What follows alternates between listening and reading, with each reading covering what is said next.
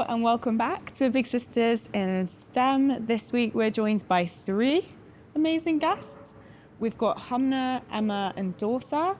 Humna is a fourth year medical student who has a special interest in computer science. And Emma is a clinical academic at the University of Manchester who specialises in the early prevention and screening of gynaecological cancers. And we have Dorsa, who is about 4 months from graduation in biotechnology. So, let's go.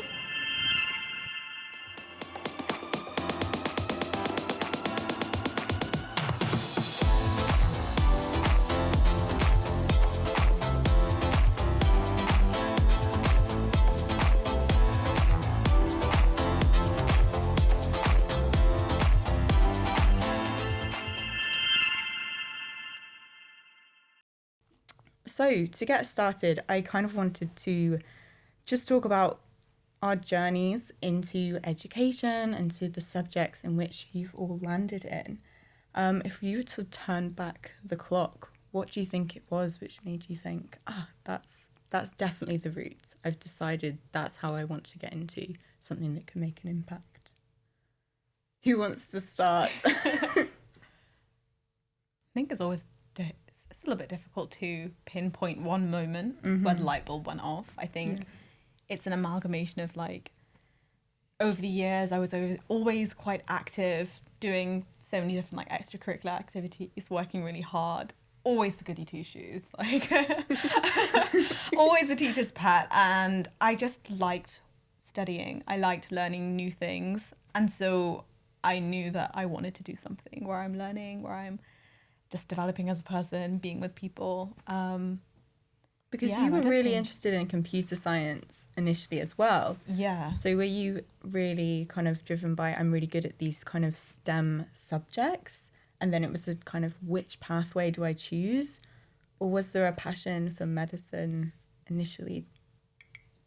I think I was very easily influenced as a child, which is a good thing in the sense that every single teacher that was a good teacher, or any subject that had anything vaguely interesting, I would be like, wow, that's so cool. I want to know more about that. And that was the main thing with computer science, medicine, and physics. Okay. So those were the three that I was like, wow, I really could see myself going into any one of these three things, only because the topics are really cool. Not necessarily, I was interested in them, so I worked hard for them. And so then I felt like I was good at them.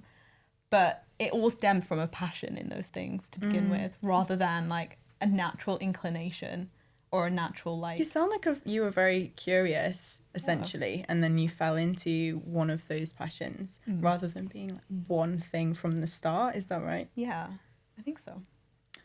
Also, you've also talked to me about really enjoying how biotechnology is physics and biology. So was physics also something that you were really interested in before university? Yeah. Similar to you, I kind of liked every subject. I was also kind of the goody two shoes, did everything, tried to dip my fingers and dip my toes in every little subject. And I always wanted to do something biology related, but the only straightforward path that I knew about was medicine, especially having my sister, she did medicine. So my parents were pushing for, if you want to do biology, you got to go into medicine. But I really wanted to do something that combined all of my interests. I really like history. I really like English. I really like writing and technology and physics as well. And I kind of found biotechnology, and it was just searching for something that combines everything. But also I think in my journey of finding what I want to do, COVID was really important. Oh, really? Yeah, it was very important. I was in my final year of school when COVID hit, and I was trying to figure out what to do. And with COVID on the rise and vaccines coming out every other month to try and cure and fix the problem, I kind of thought, this is something that's always going to happen. There are always going to be epidemics and pandemics and diseases. Biotechnology could be a good, stable career. And it kind of combines everything that I do enjoy. So that's kind of what I went for. So it was a route, kind of, you saw something happening in the current world. Yeah. And you thought, how can I be part of helping that in a way? Definitely, yeah. I love that. Emma, what was it for you? Because you're very specialised now, but you went through medicine first. Kind of, were you kind of knowing the area you'd end up in now when you went to do medicine, or was it something you found along the way? So I was smart, good at science, but really enjoyed writing and thought that there was a decision to be made there between doing a sciencey subject and a writing subject. But actually, now that I am at the stage of my career that I am, I realise that science is all about being able to write and tell a story. So it's fantastic I've been able to combine those two things. But I think as a young girl, gynecology and women's health was something I was interested in because I wanted to empower women. I wanted to do something where I felt there was a need. So women's health is often underfunded, under-researched. And I also had a real sense, back in the day, most of the gynecologists were men. And I thought that that might be something to change, that perhaps a woman would prefer to have a woman looking after her. So I think all of those things came into play. But if I'm brutally honest, my teacher told me that there was no way I should ever consider being a doctor because I was a bit of different from you two. I was distracting other people and a bit not quite the goody two shoes. And I think she thought that there was no way I'd be able to work hard and actually finish medical school. So almost out of sheer stubbornness, I decided to prove her wrong. And that's why I did it. It's crazy, really. But I suppose that was an excellent comment from her because it pushed me on this path. Not really a great thing to say to a child, though, is it? You should never be a doctor. You should never pursue what you want to do. People love limiting other people. It's very interesting. So I've tried to not be limited by what other people think as I go forward, because there's no reason why we can't do things that we set our mind to. And actually, there's a bit about being smart, but a lot about hard work and perseverance and determination. And I think that sometimes that's forgotten. Yeah, I completely agree. I was going to say we've been talking about the things which got you into the areas that you're interested in and very passionate about. Have you found these things in your experience kind of studying and working in these areas which you wish people knew more about or perceived differently about your area? The idea of, for example, you saying, Emma, that writing is a huge part of science. That's not something that I think many people are aware of when they're choosing a subject, and isn't something I would have thought was heavily involved in choosing medicine, for example. And must be good news to Dorsa because you're so interested in... I love writing. Yeah. I was very happy. I thought I had to give up literature, just like you said. Like, I have to give up writing, but it was such a big part of becoming like a bioscientist. I do so many written assignments, and I will have to do so many written reports and projects in science communication. And it really excites me. It makes me really happy. I wish I knew that before so that I wasn't like so dreading going into just science. I think it's a common misconception that you have to just choose one thing for your future. And whether you want to pursue two different things at the same time, that's possible if you organise your time and you push yourself to do those things and have people push you. For me, that's my sister and my mum.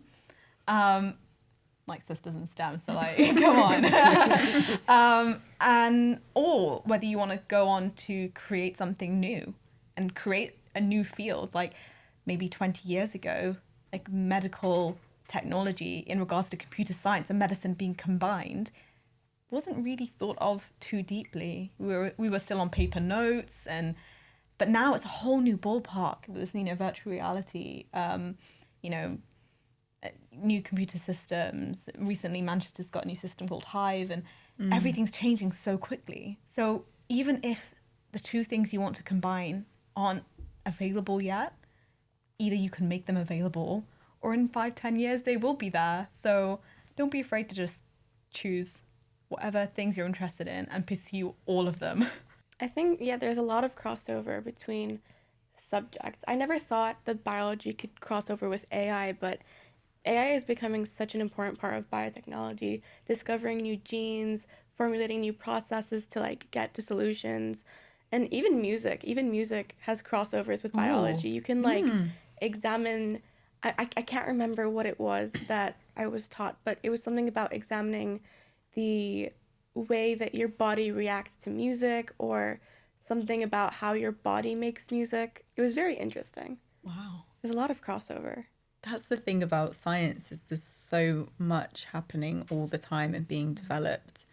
It's a very creative field in a lot of ways. And that's also a misconception, I think, that people think you go into creative or you go into STEM, but actually a lot of what you're doing is coming up with new ideas and finding ways to make that happen. I'm sure that's something that you're very familiar with, Emma. Yeah, I think it's all about being creative. It's finding creative solutions to sticky problems, difficult problems, problems that other people perhaps haven't even considered looking for solutions to. So, for example, something that I'm really interested in at the moment is developing an at-home urine test for cervical screening, because there are many barriers to attending for cervical screening, including getting an appointment with your doctor, not really wanting to have an intimate examination that might be embarrassing, uncomfortable, painful. But actually, if a urine test was able to substitute for a routine cervical screening sample, then that might break down some of those barriers Could be and enable game-changing. more people to go for screening. So, but that's a creative solution to a problem that people didn't know we had, if you will. Because in the UK, we have a great screening programme. It works really well to prevent deaths from cervical cancer. It's just not everybody goes. So I was trying to find a solution to that specific problem. Well, you were also looking at why don't people go, and if that's something that you can actually change. Yeah. And sometimes it might not be something you can change. So there's problem solving at that stage as well. Yeah, absolutely. It's definitely about being creative. So if you're a creative person who can write well, then science is for you. That is the conclusion I've come to. Yeah. I love that. I love being creative. I love making new solutions and inventing new genes or inventing new plasmids that can do really like impossible things, but they're possible. It's so weird that you can just put anything into a bacteria to do whatever in some sort of system, and it's really fascinating. I didn't think that I could do that going into biology. Really interesting. It is, and you said making it. It sounds impossible, but it's not, and it does to me when you say that. I'm thinking that Yeah, it that's can. what I was thinking. I was like, you can do that. Yeah, you really can. You essentially can. If you can make a sequence, which we can now, we can artificially make sequences, and you have a plasmid, you have like a bacteria or a fungus to put it in, you can do it. You can do anything. Technology is really making that possible. Wow. You're really selling how interesting biotechnology is to It me is. right It now. is. It's such a great subject. I think it doesn't get the best love. I think there's a lot of people who don't know what biotechnology is. I get a lot of questions. What is biotechnology? And the answer is pretty boring. The actual definition, it's not that interesting, but it is basically just being able to do anything because of technology. Within living systems. Yeah, within Yeah. living systems. That's the one important part of the definition. I mean, Quite self-explanatory. I think that medicine and the areas of science which you three are really in can be quite a daunting journey to somebody just starting out. Did you find that it was as daunting as maybe that kind of idea of it is, or do you think that there's the special ingredient that helped you along the way? I mean, for me, it was about being enthusiastic in the moment about whatever it was I was doing, and not concentrating too much on what I was hoping to become, but more focusing on, am I doing stuff that I'm really enjoying right here, right now? And since the answer to that was always yes, then I knew I was doing the right thing for me. And it's about little tiny steps. Like the journey is long, but little tiny steps will get you there. So I think it's about being, determined to carry on doing something that's interesting and could benefit other people, for me at least. I thought you were going to say stubbornness. Again, being stubborn. Remind yourself of what that person said. Yes. Fight. What about you guys?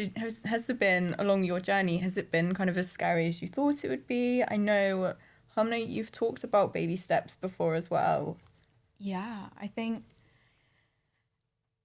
so. In general, the journey to medicine, everybody knows, has a lot of steps. There's a lot of things to do, a lot of exams to sit, interviews to do, and then when you're in medical school, oh yeah, this is quite something, right? Everyone tells you in high school or college, when you get into medical school, it's smooth sailing from there. No. And I think that's where the problem lies, and this is what we were talking about, that you always say, once I've done that exam, I'll be fine and I can calm down then. And once I get to that next point, I'll be okay.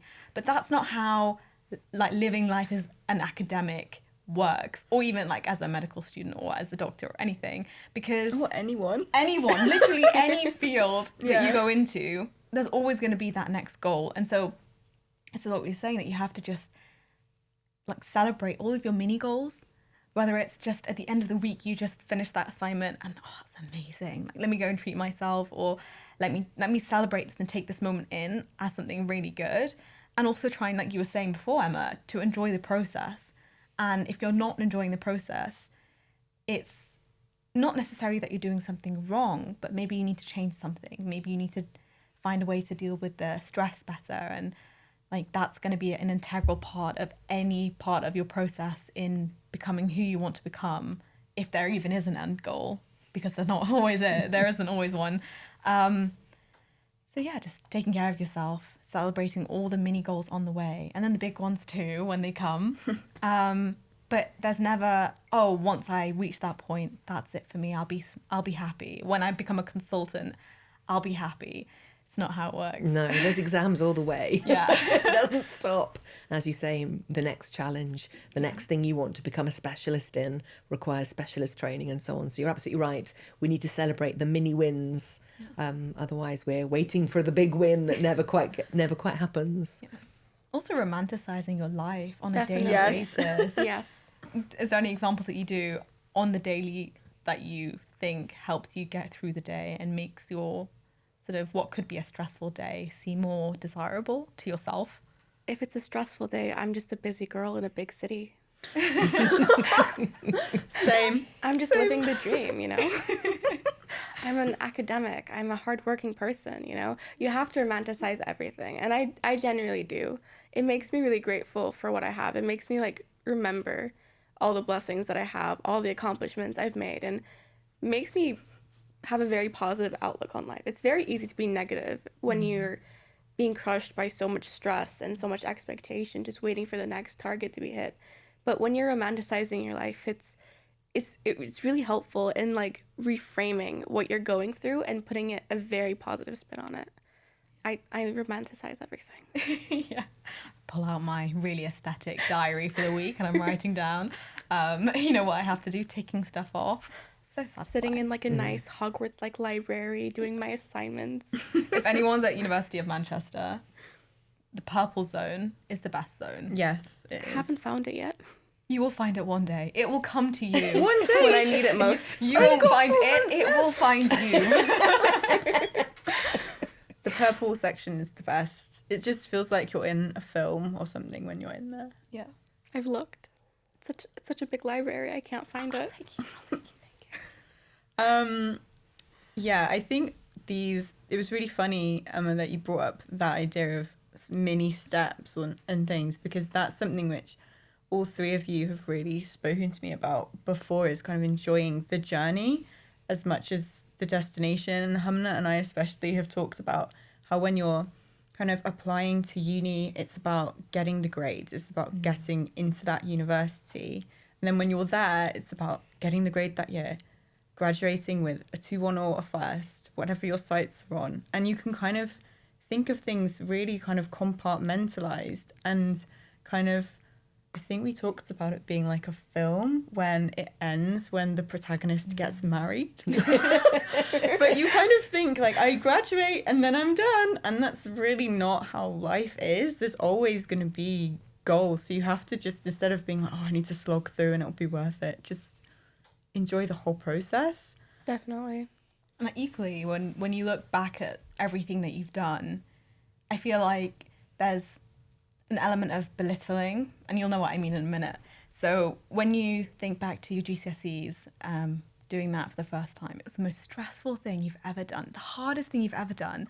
And then you do your A-levels and you look at the year 11s and you're like, oh, you guys have it so easy. But actually, when you were in their shoes, that was the hardest thing you'd ever done. Equally, you do your A-levels and then first year of uni, second year of uni, third year of uni.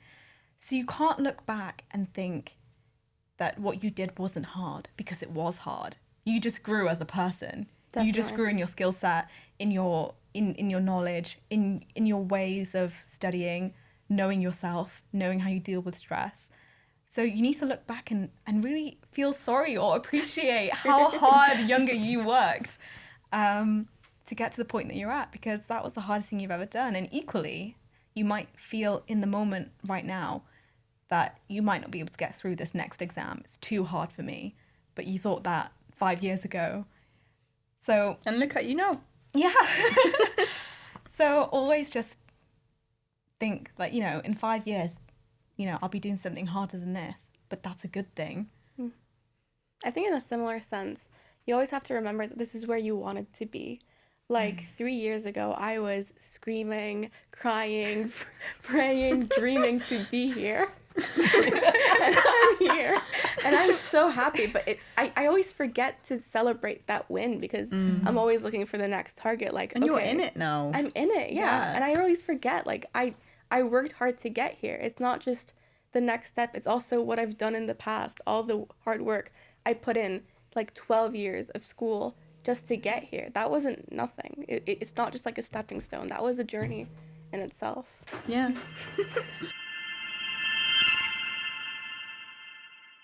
There's a lot of hard work that's all of you have achieved to be in the places that you're in now. So it's always worth taking a moment to reflect and be proud of yourself. And I think it is very important to kind of romanticize our lives and enjoy the process. But equally, there is a sense of not taking on too much to the point. You have to recognize when you are at a point where you need to take a break. And I wanted to talk about that today, with all of you being in areas where they're quite well known for burnout. We're kind of already on this topic now. We're kind of like skirting around it like, no.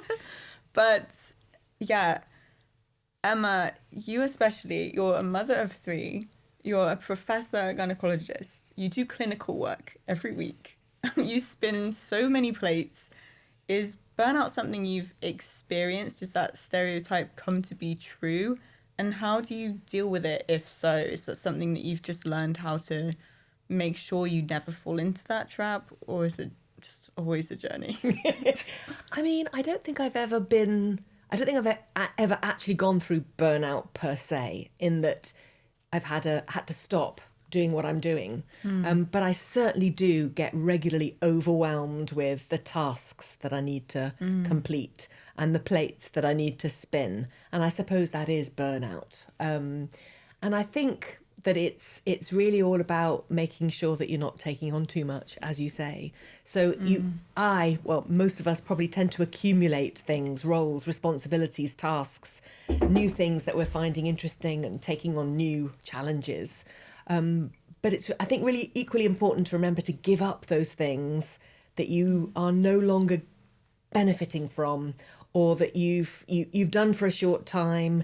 You've gained perhaps all the experience you're going to gain from doing that particular task, and giving that up, maybe consciously delegating it to someone who in turn will benefit from that experience. So I'm thinking, like, if you're, for example, in my situation, if you're, an editor at a journal, you could do that for some years and really gain a lot of experience and really enjoy the process of understanding about peer review of scientific articles, writing, and so on and so forth. But after a while, you're probably not gaining that much anymore, but there's so many more things to do. It could be a reasonable time to say, do you know what, I've done that now, I'm going to hand it over to somebody else. So I think for me, it's remembering to sweep up the things, the crumbs of the of the tasks that, you know, I enjoyed before but perhaps are no longer useful to me, and so that I have capacity to take on new things. So it's not being overwhelmed by things that are just becoming a little bit fallow because you just haven't given them up yet. I love that advice, and it was unexpected to me, that idea as well of kind of accumulating so many things, because that is relatable in terms of responsibilities and projects, and the further along you go, the more you just have this trail of things behind you. And that is, if you can, I suppose, if you're in a position where you can decide, actually that one isn't really serving me anymore, and somebody else could really benefit from it. Yeah, I mean, it's that sense kind of empowering responsi- someone else as well. Exactly, and Passing the baton. because it's become a burden for you, you don't realise that for somebody else it's an amazing opportunity. And the more that I have delegated out and had the sort of response from those people, wow, thank you so much for thinking of me, I'm so excited, and them taking on that role with excitement and renewed kind of vigour that you no longer feel for that task, it's actually a win-win. That's such a good perspective. I'd never thought of that. I feel like I have so many like responsibilities and roles piling up. I never realized that I could just let them go. Yeah, and give them to someone who's going to benefit. Yeah, definitely. And because they're so excited by the opportunity, are really going to throw a lot of energy and resource into this thing that you perhaps have lost enthusiasm for a little. Yeah, just putting like half your effort in. Yeah. It's really interesting you say that. Oh, yeah, half your effort. Okay. I think that's what my sister always tells me. It's better to put 60, 70% effort in for an outcome if 100% is too much. You'd rather give 70% on all of your different tasks that you have to do than give 100% in each of them and end up just failing yourself because you can't handle that much. You can't deal with that much. And equally, it's like you were saying before, we are where we wanted to be. You know, we were working, crying, praying to be where we are now. And I think there's always an element of sit back, remember why you wanted to do this in the first place. And with burnout, you forget Become what the untethered. passion was like initially. And for me, it was after the first 2 years of uni, it was very theoretical, science-based. As soon as I entered third year and I started going on placement and being in the hospital, my energy came back. I was like, this is why I wanted to do medicine. I'm speaking with patients, I'm being with the doctors, I'm part of the team. And I'm like, yes, this is the medicine I wanted to do. This is the medical student I wanted to be. And it sort of came back. And, you know, I think it's really, really beautiful. You have to just, you know, remember what brought you in the first place, why you're doing this, why you're putting so much effort in. Yeah, a change is as good as a break sometimes, isn't Definitely. it? Shakes it up a little bit, gives you a new perspective, a new thirst for these activities. So yeah, I agree with that. That's a really good point because I have been dealing with some burnout myself recently with my final year. It's very stressful trying to like do everything at once. There's always another deadline, a post-grad deadline, a job application deadline, internship deadline, scholarship deadline. There's just so much to do on top of your regular work and all your extracurriculars, and it's a lot. And I've been feeling some burnout, but I don't want to take a break because the way that I am personally, I don't do well with breaks. I think some people What do you need mean by breaks. this? I feel very purposeless when I take breaks. Okay. And I feel like I fall into like a rut, and emotionally I can't handle breaks. I don't know if it's some unresolved emotional issues or what, but I don't like breaks because I feel like I'm not doing what I could be doing. I'm not fulfilling myself. And I have so much like young energy that I want to get out and put into the world. So I feel like this is a very good perspective, a change rather than a break. Yeah. I will be implementing that now. Yeah, I think it's really good. Yeah. I was going to mention as well that both Humna and Dorsa have older sisters, so you actually have big sisters. And Humna, is your sister in STEM at is the University indeed. of Manchester as well? She is indeed. So that must be helpful. Does she give you Amazing. advice? She does. Okay. So my sister also studies medicine. and she's in the year above me at the moment. She is amazing. Even so, she has for many years gone out of her way to help as many people as she can, and that's me included. I feel like she has so many younger siblings in STEM because she just is that type of person. And I think she sort of inspired that in me as well. Like, I wouldn't be here. I wouldn't be, I suppose, interested in as many things as I'm interested in, doing as many, extra things as I am, if it weren't for my sister being like, oh, there's this new opportunity I saw, you should do it. And then when the deadline's coming, she's like, oh, go on. Give yourself some credit, though. I think, like, you would be interested in so many things, but having her means that you maybe find things quicker than you would have done on your own, maybe. Definitely. A catalyst, if you will. Yeah. Yes. That's a good biological word. You can tell we have a biotech.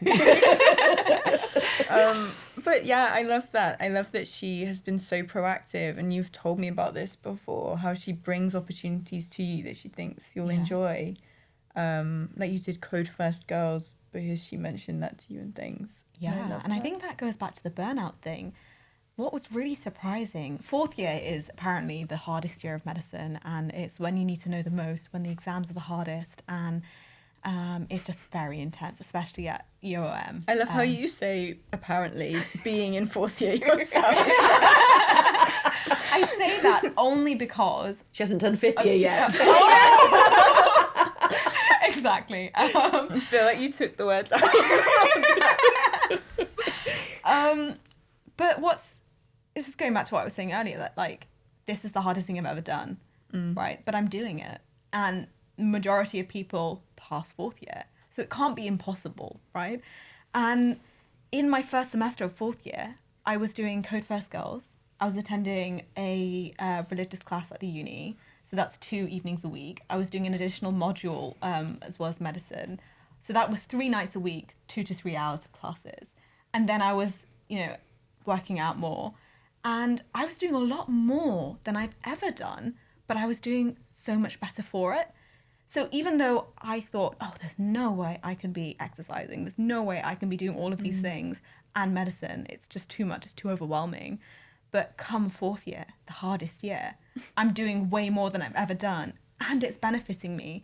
So sometimes you can do more than you think you can, and it's beneficial to you. I don't know how that happened. I mean, it was hard. It wasn't easy, but I think mentally I was doing way better. I always tell people, if you're struggling with time management, don't cut back on responsibilities, add some, because that's going to force you to time manage so much better. And I think that's true. It's worked for me. I've noticed that when You are the same person who said I don't do well with having a break. Maybe don't take advice from me, then. But from personal experience, in my first year at university, I didn't do well at all. And I attribute that to not having any responsibilities and purpose outside of my degree. I didn't have any extracurriculars. I didn't do much at all. I didn't have that extra life outside of academics. But then in my second year, I did so much, and I did so well. I was a content creator. I was a volunteer. I was a past leader. I was doing 3 different societies. I was doing so much. I was working out for the first time, and second year went amazingly. And I think when you have so many responsibilities, so many things to do, to a reasonable human limit, I think you manage your time so much better. And you get better perspective as well, don't you? Yeah. Because you're having a break, a change that is something that's good for you physically, something that's good for you creatively, something that's different to focus on. And that means when it comes to the work, that's okay. You feel like you've earned, you've had your break, as it were, and now it's time to knuckle down, do some work. Exactly. It does give you that.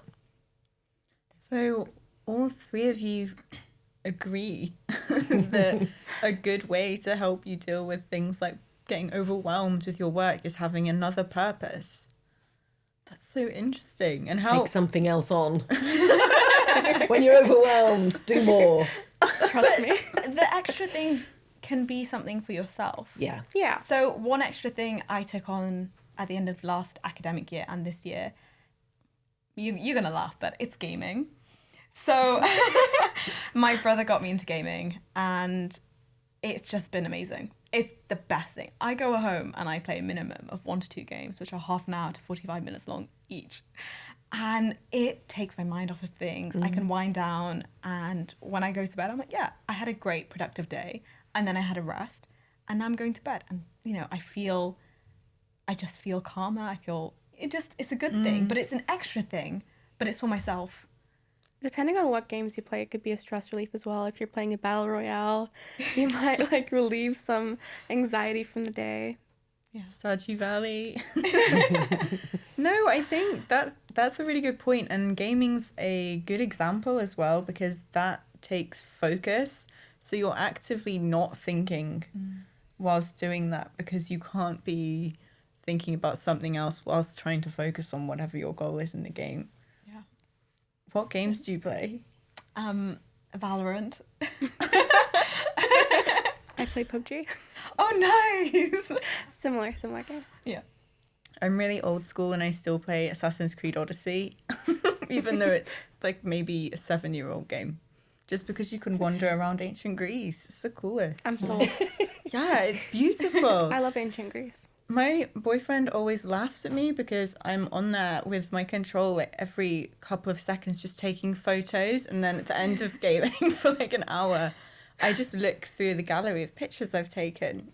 I do that too. I go to like scenic positions on the map, take some screenshots. Same. My favourite is when other people online like my pictures. Oh. I just take it as I'm the photographer of the gaming world. New career prospects. Yeah. But yeah, I really like this point essentially of not something you've said before is not undervaluing your own time, not definitely. tying yourself away to kind of like your existing commitments all the time. We value everyone else a lot and their time. So I go to the library and I'm going there to meet my friend. And if I don't go, I'm going to let her down. Or, you know, I'm going to a class and I have to be there for my sign off, you know. But going to the gym, if I don't go, no one's going to say anything. But if you don't value yourself and give yourself the same level of like respect that you give other people, then you aren't going to be doing as much for yourself, you know, and just making sure that you value your own time as much as you're valuing anyone else's, because, you know, it is just as important. You aren't less than anyone else, you know? That's a good point. Keeping to your commitments. I like that. It's kind of reminds me as well of earlier, Emma, when you were talking about a sense of stubbornness. And has that been a thread throughout your career as well as when you were finding where you are now? Is that kind of your guiding light almost being your own determination? Yeah, I mean, I really think so. So I'm, as you said, I'm a professor of Gynaecological Oncology, which means I spend half my week doing cancer surgery and the other half of my week doing cancer research. And that's quite a difficult career choice because it's being really good at two quite different things. And a lot of people told me that it wasn't possible, that it was impossible to become a clinical academic in a surgical specialty, because how can you possibly be an expert surgeon and also be good at research? So a lot of people said I couldn't do that. And then when I made it clear that I was going to have a family, again, a lot of people said, well, you can't possibly be a clinical academic with children. So lots and lots of people trying to limit me along the way. Very few female role models that I could see in the position that I aspired to be in.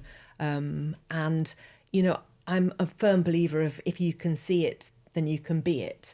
And that lack of role models was another thing that really inspired me to try and do this, because there are so many talented women who want to have families but also have a clinical academic career, that I wanted to inspire and say, look, you can do this.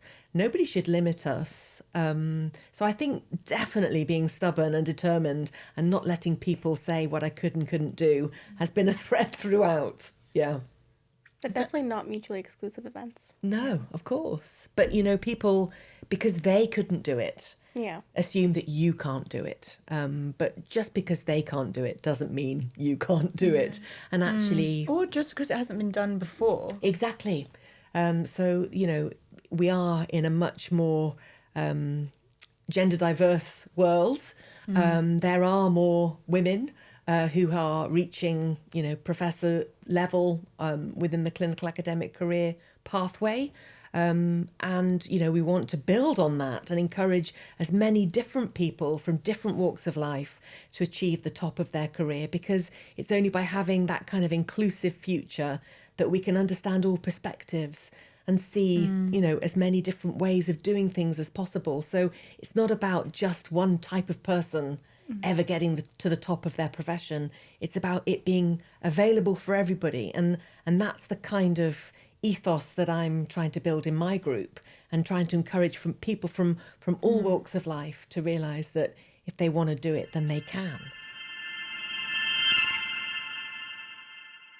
Yeah, I think that's really interesting as well, that idea of being told, oh no, that's impossible because it's not been visible or visibly possible before.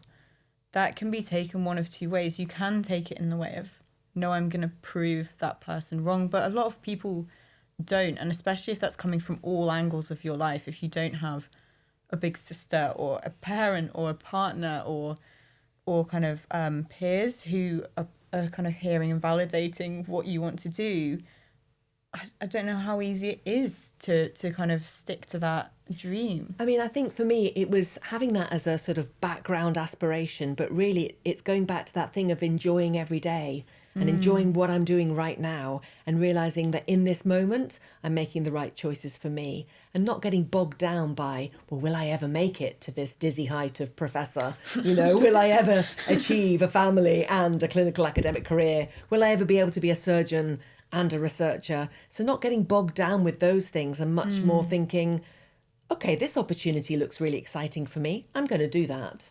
And really just keeping the horizons a little bit closer, even though... The mini steps. Yes. Even though knowing what the kind of global aspiration will be, it's really about thinking, what will I do today? What will I do next week? What's my plan for 3 months' time? And really breaking it down into the mini steps. How important do you think it is to kind of, with your group now being mostly women, that kind of sense of creating a safe community where people can see that opportunities are available to them? How important do you think it is to find that community? It's really important. We can't do anything on our own nowadays. It's all about teamwork. So, having a team that works well together is absolutely crucial, I think, to running a group. We don't want to have a group where people are competing with each other. We want to have a group where people know what the vision is and are all working together in the ways that they can with their skill set to reach that goal. And that's all about, encouraging people from every, walk of life that would be interested in this area in taking part. It's not about just having one type of person. You really do need a disparate sort of skill set. You need people who are good with people. You need people who are good with numbers. You need people who are good at writing. Yeah, who are good at writing. So you need this range of different individuals to make, a team. And so I think for me, it's been about not having blocks in who can be part of the group, but really encouraging anybody that comes to me that, this is something that they can do if they want. Dorsa, I was going to ask if that was something that you relate to, because I know you're a PASS leader, which is peer-assisted study sessions. Sessions? Yes. Yeah, it's the sessions that always throws me off. I sometimes think Study it's scheme. sessions scheme, yes. Yeah. PASS scheme, yeah. So you're a PASS leader, which means that you kind of get to mentor people who are in the year below. I don't know, is it younger than that? Is it just the year below? So I was a PASS leader last year. Yeah. Now I'm a PASS coordinator. I've climbed up the hierarchy. Oh, well done. Thank you. So as a PASS leader, it was really nice, because what a PASS leader essentially does is you take in a batch of first-year students, so people who have just been in the position that you've been in, freshly coming from a gap year or from a work experience that they took before university or just from school. And you kind of guide them into the transition from the life they had before to university life. And you tutor them sometimes with subjects that they have. You offer them general life advice. You signpost them to different university services. And it's a really valuable position. It's quite an easy role. I think it doesn't get taken very seriously, but it is very valuable to be a past leader because you get to connect with people, and that connection, it lasts like the entire 3 years that you are there. And it's at such an important time when you're transitioning into coming to uni. You're kind of Such a big responsible. change. Yeah. You are responsible for like influencing them and what they choose to do in their first year. I think I took kind of like a fear-mongering tactic. I told them I didn't do well in my first year. You guys should do this, and that. But also I was quite kind and supportive. I'd like Quite to think. I also scared them a bit. I also scared them. But I think tough love. It's important. But I'd like to think that I was very supportive as well. I think I'd like to think that I made an impact on quite a few of the students. You definitely will have done. Yeah, I hope so. Especially when you say that those relationships have lasted. I mean, that's so positive and just shows that that was a really valued thing at the time for them. Yeah, and also climbing the hierarchy of past, becoming a past coordinator, and like taking those relationships with you, they become past leaders, and you can depend on them to do things, and you can see that the influence you exerted onto them becomes exerted onto the people that they influence in return. And it's quite nice. You leave like a fingerprint in the university with your influence. And the multiplicity of that. Yeah. It just keeps growing, right? Yeah, it's a little bit scary now that I think about it. But also really, really nice. Yeah. I love that idea of a fingerprint in that you're leaving behind. I think that's what I've been trying to do all uni. Like all of my experience, I've just been trying to make my mark here. So Nice. I have been shown by Alice that it's time to wrap up. So we have one last question that everybody answers when we have these chats, and that question kind of ties quite nicely into this conversation that we've been having actually about kind of nurturing communities and those who have gone through or are going through what we've already been through. And the question is essentially, if you could tell yourself one thing 5 years ago, what would that be? And it could be something that you think has better prepared you for life since then. And that can be small or big. I mean, I think for me, it's about this kind of perspective and realizing that a very stressful moment, in the fullness of time, will not be quite anywhere near as stressful. And just being very chilled and very relaxed about things that you could get emotionally het up on and could actually detract you from what you're trying to do. So just taking a step back, realizing that this day will pass, tomorrow will be a better day, and not letting the stress of that moment overwhelm you. I would probably say that life goes on and change happens very organically. Like you don't have to take steps to change life. Things can change instantaneously, and you will never be prepared for it, but you'll adapt to it, and that's fine. How am I going to live up to advice. that? Oh my God. I think if you were to ask me 5 years ago, I'd be like, oh, try not to stress about things too much. And now I'm like, no, forget that. I think now I would say to myself, you need to learn the difference between, as in me 5 years ago, learn the difference between what's anxiety and what's stress. And the anxiety is not good, but a little bit of stress pushes you along. You know, you need a little bit to, get to where you need to be. And instead, work on finding active solutions to stress. You can't think, oh, I'm gonna relax, and your relaxation, it could be scrolling on Instagram, which is fine, but doing something actively that takes your mind into something that's active but calming, you know, like gaming or reading, or something that's keeping you engaged, or, you know, working out, for example, something that needs to, you know, actively removes that stress from your life. And I think surround yourself with people. I think I was really lonely in my first year of uni because of COVID. It was really hard to meet people, hard to just be around people in general and make new friends. So surrounding yourself with people and finding ways to deal with stress, I think, are two main things. Some really good advice. I've really loved this conversation today. I hope you guys have enjoyed it too. Thank you so much for asking me. Thank you for having us. You. We should do this again. But that's it for today. So thank you for joining me. As I say, I think you've all given some really useful advice there for me too. And yeah, that's it. And see you next time.